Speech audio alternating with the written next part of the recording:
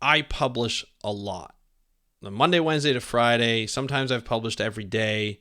It's a lot of work, but I really enjoy it. And a couple of weeks ago, I did a podcast as a guest, and somebody asked me after the show, they said, "Hey, you publish a lot. Like, that is a crazy schedule that you hold. How do you do it?" And a lot of times I say, "Hey, look, here's my schedule. This is how I do it. It's a little crazy at times, but if I plan enough, I can get it done." And I gave them the reason why I did it. And they were like, "Wow, okay, that's pretty cool." And a lot of times it's against what other people say, all the experts, the quote unquote experts, but it works for me. So if you're here to listen to, hey, I want to be a science communicator. I want to publish online, whether it be a podcast, whether it be a video podcast, whether it be videos, a vlog, or whatever, but I don't know how much I can do, how much content I can come up with. It works with what you work with, what you can do. Do what you can do what you're comfortable with. But I'm going to talk about why I do what I do and how I do it on this episode of the How to Protect the Ocean podcast. Let's start the show. Hey everybody, welcome back to another exciting episode of the How to Protect the Ocean podcast. I'm your host, Andrew Lewin, and this is the podcast where you find out what's happening in the ocean, how you can speak up for the ocean, what you can do to live for a better ocean by taking action. And on today's episode, we're going to be talking about this podcast and about what I do that makes me happy. A lot of times I say I do this for a living, but it's not technically true. I do this a lot and it's almost like a full-time job, but I do it as a bit of a side hustle, I like to call it. I don't make a ton of money on it. In fact, I don't make a lot of money on it, but I do love what I do, and I do spend a lot of time on it. I do it because I love it. It keeps me connected to the ocean while I'm here in Ontario, Canada, surrounded by the beautiful Great Lakes. But I love the ocean so much. I want to stay connected with the people and the stories and everything that goes on. And so I want that to happen so that you can, get involved. You can find out what's happening with the ocean. And in my mission is to make sure I cover everything that I can cover as much as I can. Because there's a lot of information out there and I want you to get it into your earbuds, right? As easily and effective as possible through this podcast. That's why I do what I do.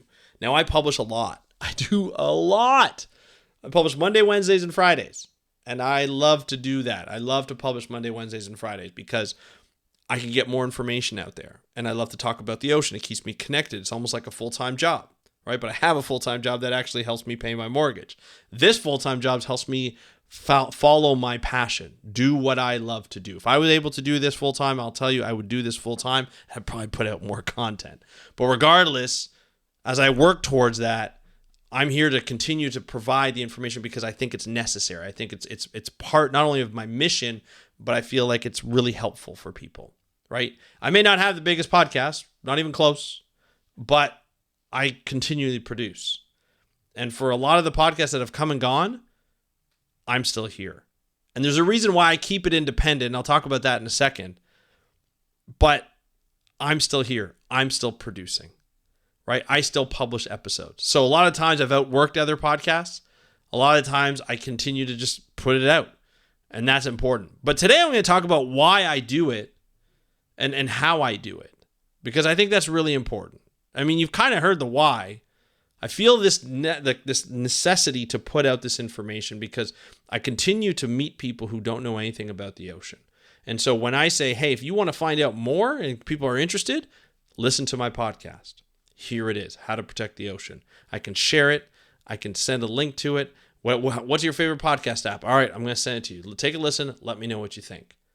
Right? It's time that we have call to action. It's time that I get more aggressive in sharing it. I'm more apt to share it to people now than I was when I first started because I'm more confident in the podcast. I've heard feedback. I get a lot of reviews, which is nice. Not lately. By the way, I need some more reviews lately. I'd love to hear what you think about these episodes and the podcast. Just go to Apple or go to Spotify or your favorite podcast app, and if you can leave a review, please leave a review. I'd love some updated ones. I think the last one I had was in 2022, so I need those reviews. I'd love to hear. I just like to hear the feedback, so it's always great. But I digress. I do this because I love it. But I do this as a second thing, right? It's the second thing. It's the third thing, really, because I'm a parent. of two teenage daughters, wonderful teenage daughters who are going through high school and they need some help, some guidance, as a parent does, right? And then I have a full-time job that pays my bills, that takes up most of my day. So it's a lot of work. It's a lot of work, and I need to stay focused. So the first thing that I do is I stay focused. I get sleep. I work out. I try and stay healthy because I'm sitting a lot.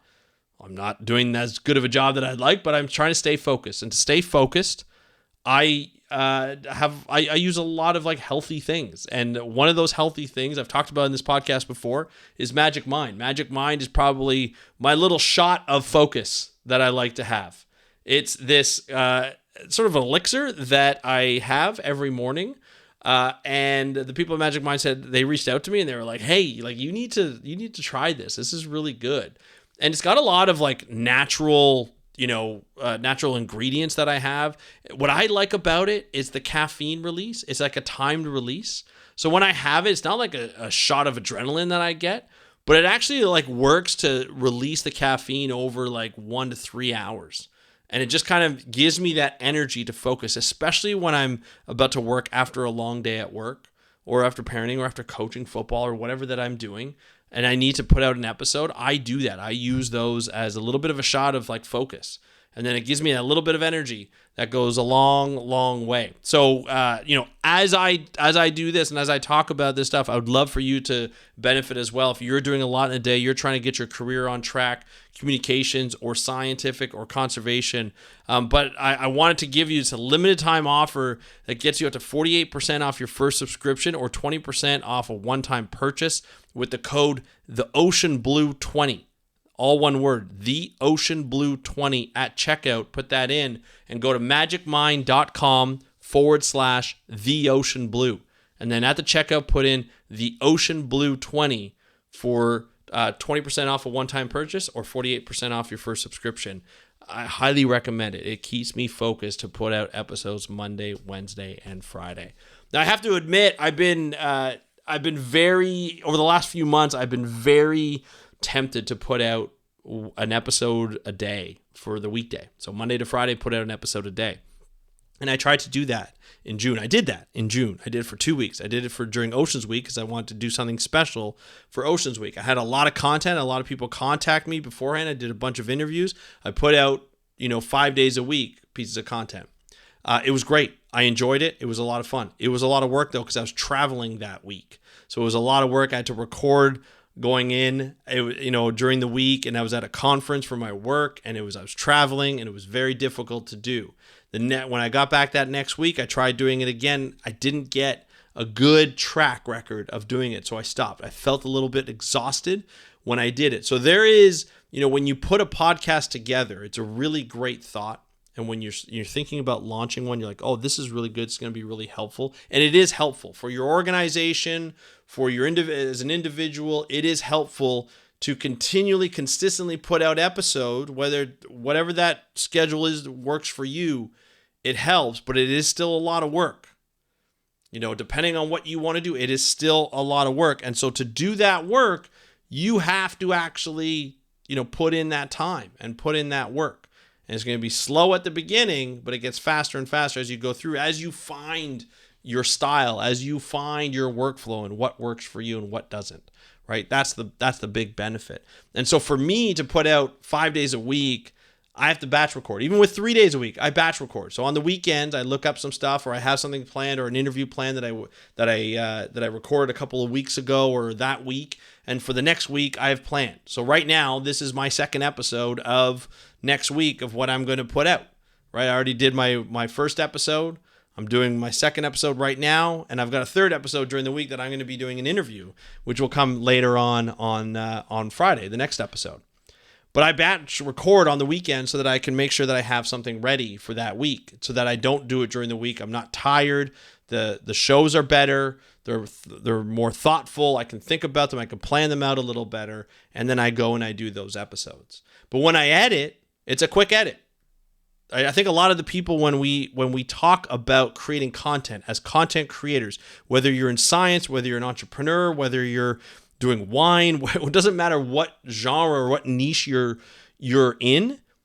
If you're putting out content to advertise, or you're putting out content as a method of connecting with an audience to sell something or to sell a message or to give off a message, a lot of people don't talk about the editing and the time it takes to edit and put things together. A lot of times we talk about the recording, what equipment you need, and all that kind of stuff. We focus on that because that's the beginning stage. That's the first thing you want to do is you want to go out and buy equipment. You got to plan your show. The launch is really important. But what we don't talk about is the maintenance. How many episodes do you do a week? When do you know to increase? When do you know to decrease? If you want to go more. How do you know what content? How can I run out of content? All those questions are questions that people ask all of the time, and a lot of creators who are talking about podcasting or content creation, they talk about it a little bit here and there, but not really a huge focus from what I've seen. But the editing is really not focused on, other than actual specific, this is how you edit, or this is how you edit this. There's a lot of content around that, but the actual process and what you feel comfortable with and what you don't feel comfortable with and what it matters for your workflow. So for me, as an example, I put out 3 episodes, sometimes 5. I put out 3 episodes a week. Well, I can't spend 4 hours editing an episode, right? I have to let that episode go as is almost. I have to make sure that everything that I say, it's a planned, script, or it's a planned bullet point. So I know exactly what I want to say. I am not a polished speaker. I am not a broadcaster or a radio host. I'm somebody who's passionate about the ocean. I have a good background in ocean conservation, a decent background in ocean science. I haven't practiced research in a long time, although I read a lot about it. But I'm a communicator, and I want to put out as much content as possible that my schedule allows and that I enjoy, but I can't spend 4 hours an episode editing. I have to kind of just do a 5 to 10 minute edit and let it go. And that's my process. That's my workflow. You get this episodes as is with the ums and the ahs, and sometimes the awkward pauses kind of gets out, but I try and edit those out. But I basically record. I'm going to record this episode. I'm going to stop it. I'm going to add music to the front and the end as you hear as you go, and I just kind of clean it up a little bit, spend about 5 to 10 minutes, and then I export it. And then I do the show notes. Use a little AI to do the show notes to help me do that. And then I'm done, right? And then I upload it. But then you upload it, then what? Well, you got to promote it. You got to let people know about it, whether it be on social media, whether it be getting on other podcast episodes. So there's a lot of work into that, and some of it gets sacrificed, and it really depends on what you want to do for your show. There are people who dedicate their entire life or their entire timetable to promoting and recording their podcast, which I admire. So they will invest their time, they will sacrifice maybe working or jobs and just focus on that full time. And what they'll do is they'll get on other podcasts, talk to other podcasters about the show and what they want to do and offer value on other shows. Whereas like for me, I produce my episodes. I share them here and there, but essentially the people who are listening are the people who are going to get the episodes. If you share the episode, that's great. If you think, hey, my buddy or my family member or my partner may enjoy this episode, so I'm going to send it to them. And that's great, right? That's what I love to hear. Colleague, whatever that might be, professor, hey, this Andrew covered your story recently that you did or your research that you did. So here it is. What do you think? Hopefully they like it. Hopefully I did them justice. But, we put that together because I love to do what I do, but I don't necessarily have all the time to do the promotion.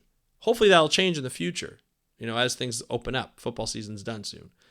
And I can do more work on that. But that's where I really stand when I put out the stuff. There's sacrifices that I have to make in editing and promotion, right? There's sacrifices, but as long as I still get to talk to you 3 times a week, I'm happy. You get to hear my voice and what I'm saying, and hopefully you like it enough to listen to it 3 days a week. You don't have to listen to it 3 days a week. You can listen to it every once in a while and binge it or whatever that might be, right? Some of my audience members listen to it every time I publish it. Others say, hey, I haven't listened to it in a while. I'm really sorry. I never take offense to that, right? I'd put out a lot of episodes, but it's so that you can go back and listen to it. If somebody says, hey, Andrew was talking about, or there was an article out about how sewage got out for like tens of thousands of hours in the UK waterways. Did you hear about that? Oh, I actually did. Andrew talked about that on his podcast, How to Protect the Ocean. You should take a listen. Here's the link, right? So that people can know more about that. That's the idea. It's a resource for people when it's there, and people who listen to it can share it, right? You can share it. That's how I grow the podcast. It's slow, but it's steady, right? And I think that's important. But when people say, oh, you should only put out once a week, you should only it's like, do what works for you. A lot of times when I listen to a lot of content creators or coaches for content creators, and they've been through it, and they talk about how to create on YouTube, how to create on audio podcasts and Spotify and all this kind of stuff. And they're talking about the next trend and what you should be taking advantage of and all this and blah, blah, blah. And that's great, but a lot of times they recommend start off slow, because yes, you should start off slow. I started off with once a week. It took me a year to record all of them to put out once a week for 10 episodes. Because I was so scared of launching a podcast on science and conservation of oceans, because I didn't think I was, I had such imposter syndrome at the time. Now I just love to do it. When I talk to people, I just say, just publish. Don't go through all the crazy editing process. It's going to take you so much time. Then you're going to realize you can't do it all. It's going to be really hard. It might be expensive. You decide to go for an editor. You don't have the money. There's a lot of things that can go wrong, or that can make it seem really tedious. The big thing for me and my styles, we need to get the message out there. Some people may want to put in 4 hours of editing, and that's fine. I think that's great. Just realize you're going to put out less episodes depending on your time. Right? And realize that if you want it to grow, you have to advertise for it. You have to go on other podcasts. You have to talk to people about it. It is a lot of work to do. And depending on your schedule, depending on your workflow, depending on how much time you have for it, you have to put out a lot of stuff. You have to do a lot. So you can only do what your schedule allows you to do, what your mind allows you to do, so you don't burn out. I was just listening to a podcast on YouTube videos and vlogging and a new style of vlogging. The guy was talking about his wife, how his wife has vlogged since the beginning, like since the early 2007s, and like full on vlog editing 7 days a week. And she continues to do that. And she does it probably more efficiently now because she's been doing it for almost 2 decades. But, she continues to do that. She hasn't stopped. She has never burnt out, never thought about burning out. She's doing what she loves. She makes money off of it, and that's her kind of style. But it's a lot of editing. It's a lot of work. She does it all herself. The guy, the husband or the partner who was talking, he was like, I have a new style editing where I barely edit. I just put things together. I don't put all the stuff you put in a vlog, like brushing your teeth in the morning and start the video off and this and that. There's no, he goes, I tell stories. I show he's a cooking show, and I got cooking, and that's what I do, because that's what works for him. And he'll put out, 5 days a week of content because he can. He has an editor who helps him out with the thumbnail and the titles, which you really have to focus on, and, things like that, and the content and coming up with the ideas and all that kind of stuff. There's a lot that goes into all this communication stuff, but we need to focus on that. We need it for our communication of the oceans. And the people who will do it, the executors, the people who are the go-getters, are going to do it. But please have that in mind when you do it. When you put out your episodes, don't think you're going to put out 5 days a week or 7 days a week. It's a lot of work. You may not have the time. I'm not saying you can't do it from a talent perspective. Can you do it from a logistics perspective? Can you do it will you enjoy it if you continue to do it? That's what you have to think about, right? That's the big issue. And if you can't, that's fine. You got to figure out a way, though. All right. And so I want you guys to learn about that. I want you guys to know about that before you get into it. But, for me, that question of, man, you publish a lot. How do you do it? I do it because I love it. And it's not I'm saying that you don't love it. Is I love it, and this is what I love to do. This is what I love to talk about. But there are sacrifices in the content, the type of content that I make, and the type of edits and the type of product that I put out. It's not going to be the most polished. It's not going to be a Wondery podcast, or it's not going to be, something that is put out that is going to be amazing and it's going to be worthwhile putting on a Netflix podcast or anything like that. This is a podcast of me speaking directly to you the way I speak. There's the ums, there's the ahs, there's the awkward pauses, there's the emotion in it too, because sometimes you never know what you're going to say. But I put out the content. I do the work, and I've been doing it for almost 10 years. And I'm happy to do it. And actually over 10 years now, because I started in 2014. And there's no stopping. There is no stopping. No matter how many times I stumble over my words like I just did, there is no stopping. And I love doing it. So if you're thinking about starting some kind of science communication, digital platform, or content creation, know that the people who do it and the people you watch are consistent for a reason. They love it and they have time for it. They make time for it. And their content is sort of a definition of what type of workflow they can put into it. And it's not an excuse. This is just the reality of it and the fun that goes into it and the way to be creative. And so that's sort of what I want to say today for people who say, hey, you put out a lot of content. How do you do it? I do it because I love it, and I do it because I can, and I'm not going to stop.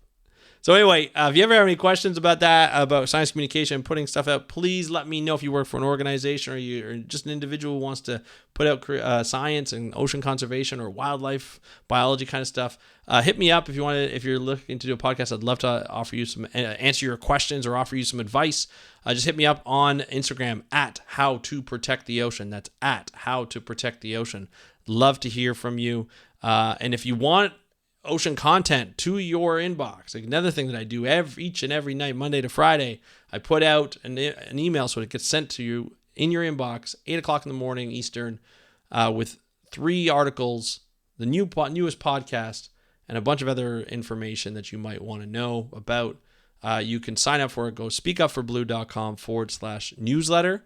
And of course, if you want to stay focused while doing all this stuff, go to magicmind.com/theoceanblue and put in the Ocean Blue 20 at checkout, and you will be able to stay focused and stay caffeinated for a long time and not get those crazy crashes you get with coffee or Coca-Cola or anything like that. So, sign that up, magicmind.com/theoceanblue, and put in the Ocean Blue 20 at checkout. Thank you so much for joining me on today's episode of the How to Protect the Ocean podcast. Have a great day. We'll talk to you next time, and happy conservation.